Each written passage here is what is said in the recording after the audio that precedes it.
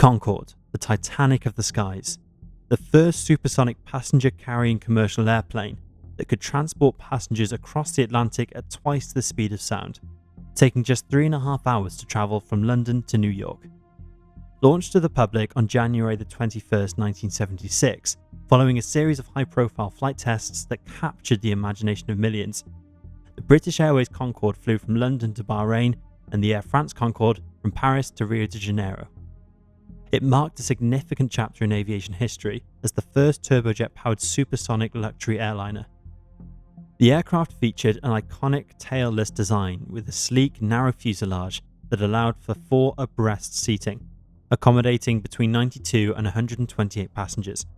Its distinctive drop nose and ogival delta wing made it one of the most recognizable aircraft of all time, dubbed the White Bird by the French.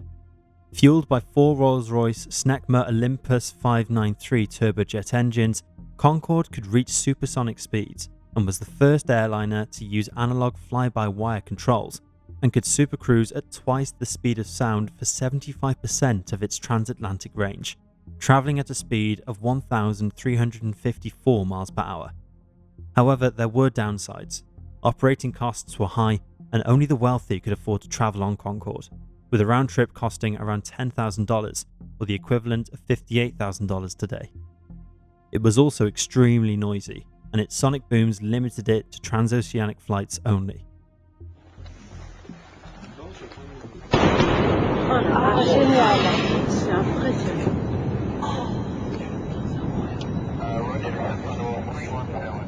This severely restricted what routes it could travel due to noise complaints, and in the end, New York became its only regular destination. In addition to all these problems, what really led to the end of Concorde and the grounding of all 14 aircraft was a devastating crash in 2000.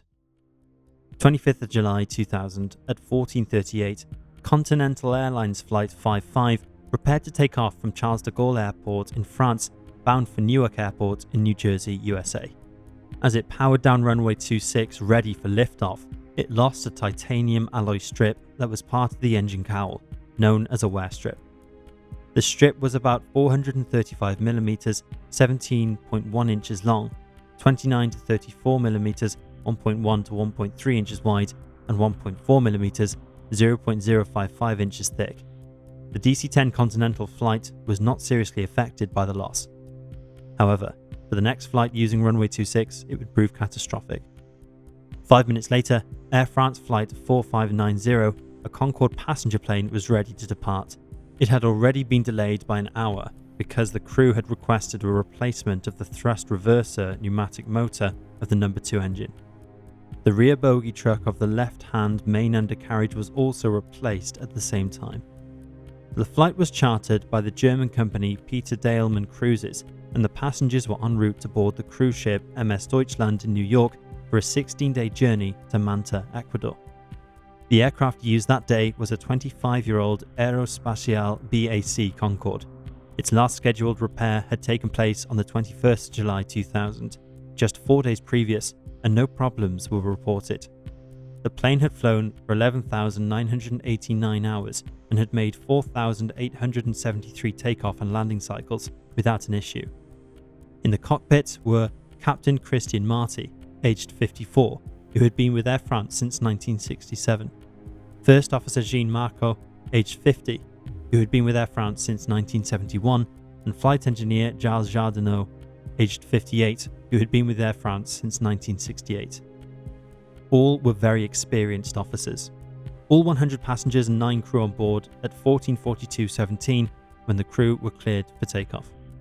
At 14:42:31, the captain commenced takeoff, reaching speeds of around 185 miles per hour.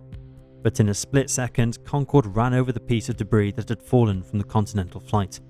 This damaged the right front tyre, tyre number 2 of the left main wheel bogie, resulting in a large chunk of tyre debris weighing around 4.5 kilograms being propelled into the underside of the left wing at an estimated speed of 310 miles per hour.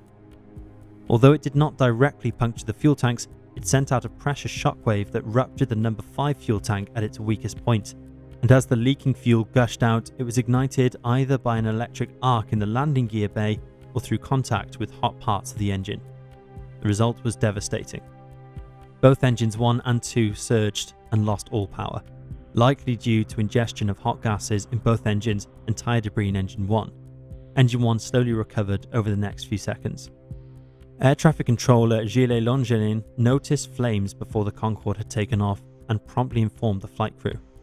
However, the aircraft had already passed takeoff speed, making it unsafe to abort. In response to the fire, warning alarms, and the large plume of flames that had developed beneath the plane, the flight engineer shut down engine 2 at the request of the captain. However, with only 3 functional engines, the plane was unable to gain enough airspeed, and damage to the landing gear bay door prevented the undercarriage from retracting. Consequently, the aircraft could not climb or accelerate, and its speed began to decrease drastically. The fire caused damage to the left wing, leading to its disintegration due to the incredibly high temperatures. Engine number 1 surged again, but did not fully recover. As a result, the right wing lifted due to imbalance, causing the aircraft to bang over 100 degrees. In an attempt to level the plane, the crew reduced power on engines 3 and 4, but they lost control due to deceleration, which ultimately led to an engine stall. The aircraft subsequently plummeted to the ground, crashing into the Hotelissimo Les Relais Bleus hotel in the town of Gonesse, France. The crew had desperately tried to divert to the nearby Paris-Le Bourget airport, but accident investigators stated that a safe landing would have been highly unlikely given the aircraft's flight path. The cockpit voice recorder captured the last intelligible words spoken in the cockpit. Co-pilot: Le Bourget, Le Bourget, Le Bourget. Pilot: too late. Control tower: Fire service leader, correction. The Concorde is returning to runway 09 in the opposite direction. Pilot: no time. No. Unclear. Co-pilot: negative, we're trying Le Bourget. 4 switching sounds. Co-pilot: no. Unclear. Fire service leader: De Gaulle Tower from fire service leader. Can you give me the situation of the Concorde? 2 gongs and sound of switches, followed by more sounds of objects being moved. Pilot: unclear, sounds like exertion. End of recording. A passenger in a passing truck recorded this video of the burning plane during takeoff and the aftermath of the crash. Take a look.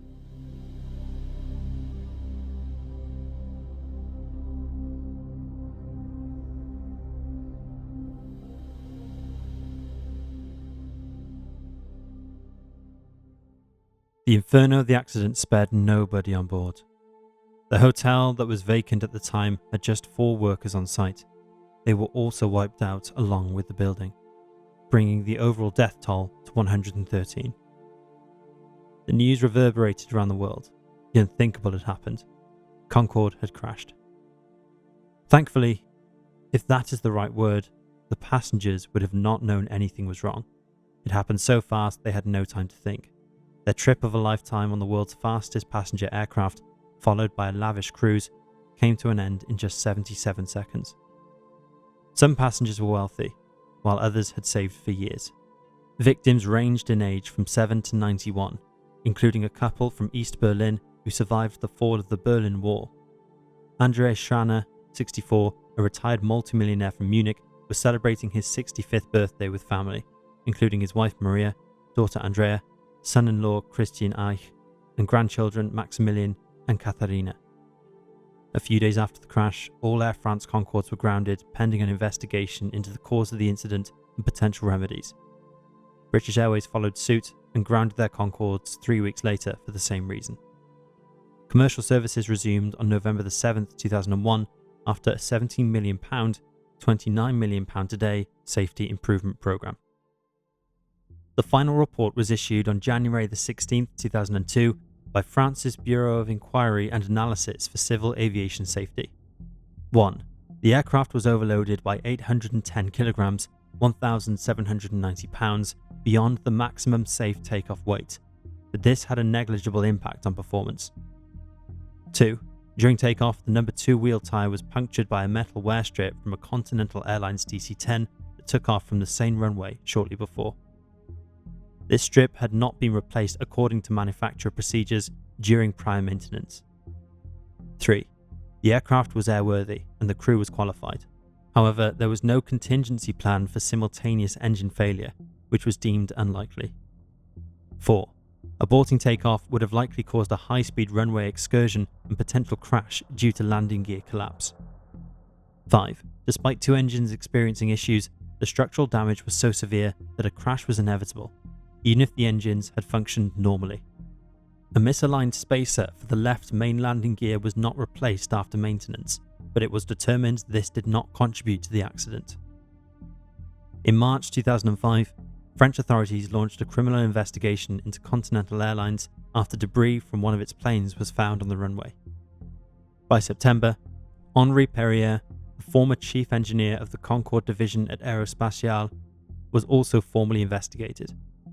In March 2008, Bernard Faré, a deputy prosecutor in Pontoise, requested manslaughter charges against Continental Airlines and two employees, alleging negligence in a repair.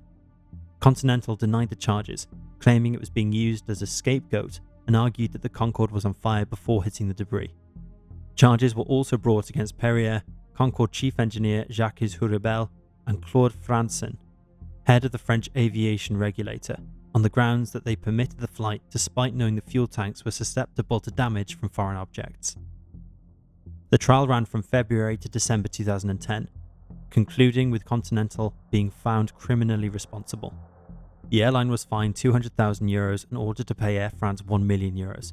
Taylor received a 15-month suspended sentence, while the others were cleared of charges. In November 2012, a French appeals court overturned the convictions, exonerating Continental and Taylor. However, the court affirmed that Continental would still be liable for 70% of compensation claims, given Air France's €100 million payout to the victims' families. It appears that there were issues with the Concorde long before the crash occurred. It came to light that there were 4 Air France Concorde incidents over a 20-month period, from July 1979 to February 1981, that were described as potentially catastrophic as they resulted from blown tyres during takeoff. It was also revealed that during its 27 years of service, the Concorde experienced approximately 70 tyre or wheel-related incidents, 7 of which caused serious damage to the aircraft or were deemed potentially catastrophic.